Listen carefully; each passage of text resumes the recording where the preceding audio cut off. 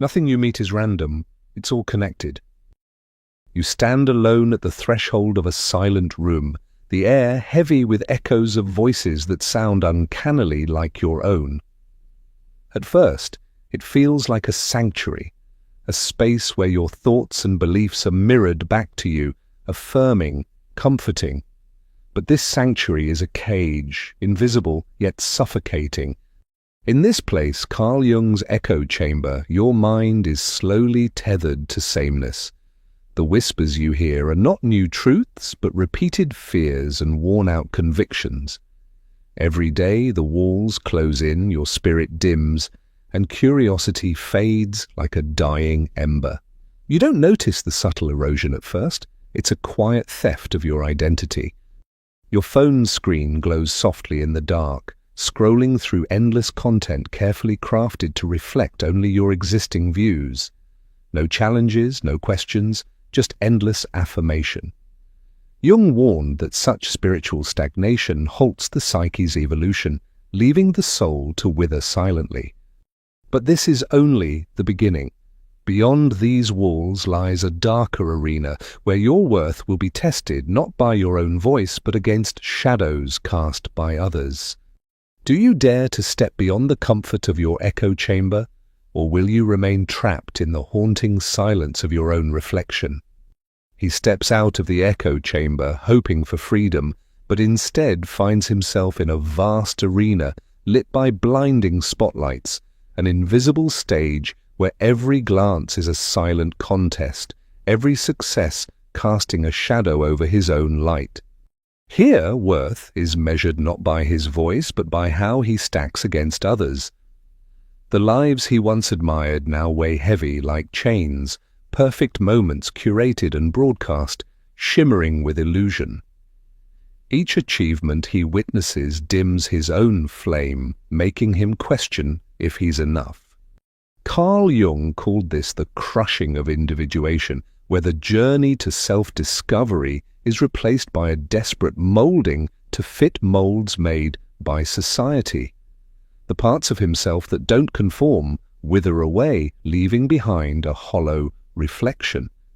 The ache of disconnection grows with every comparison, blurring his values, desires, and joy.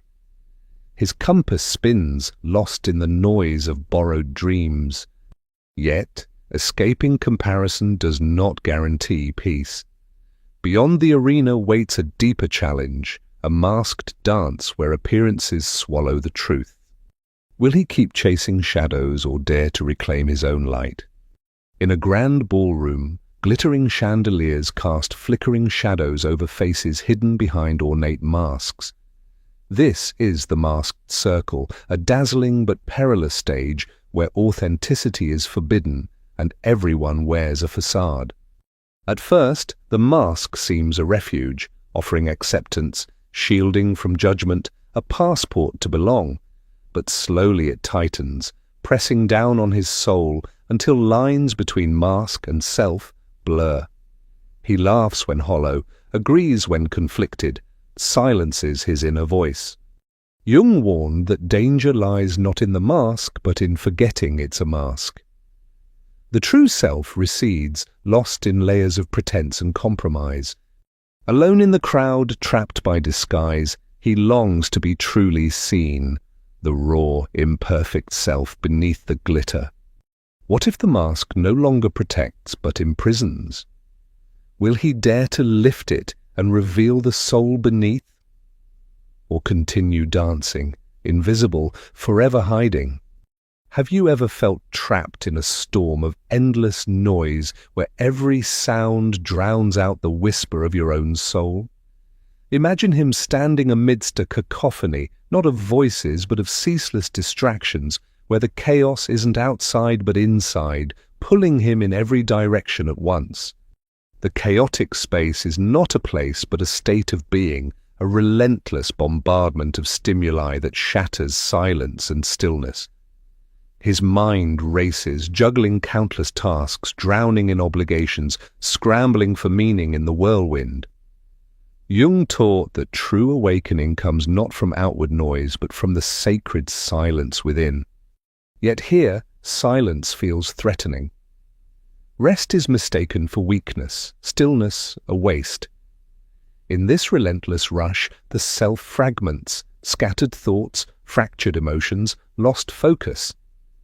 Movement becomes a mask for progress, noise a false measure of relevance. He moves fast because slowing down risks meeting the depths he fears, the quiet corners of his own soul.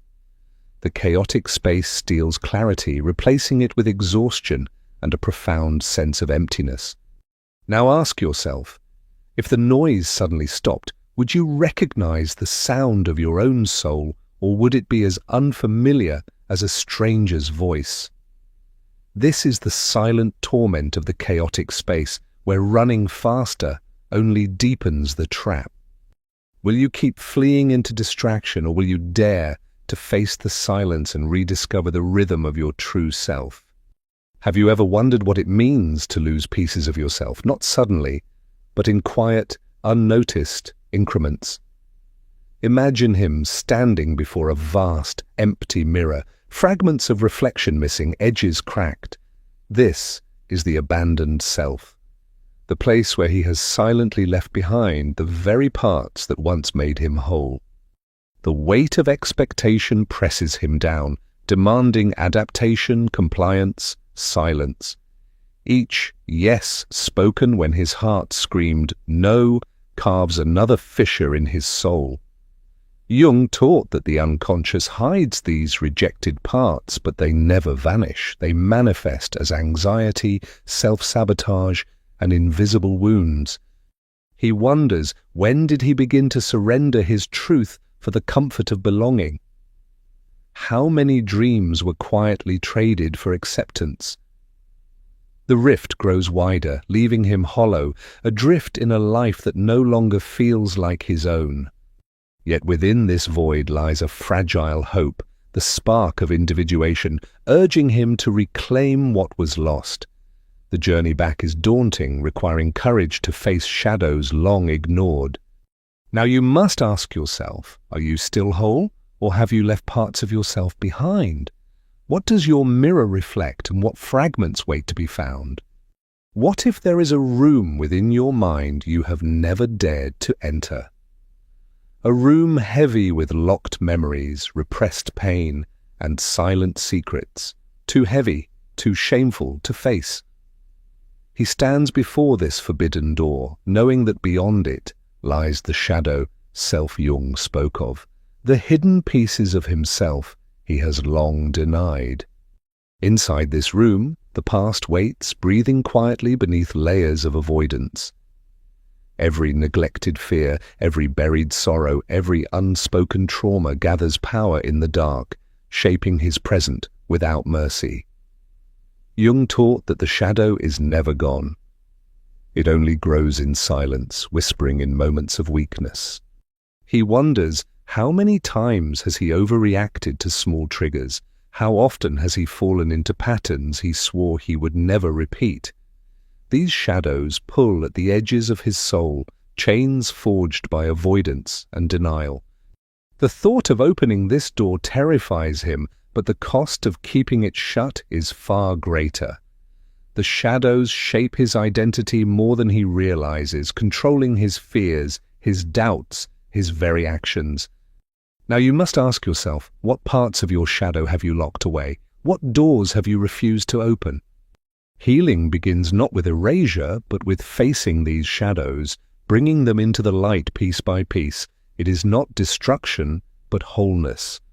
So will you dare to unlock your forbidden room, or will you let the shadows rule silently, unseen but unyielding?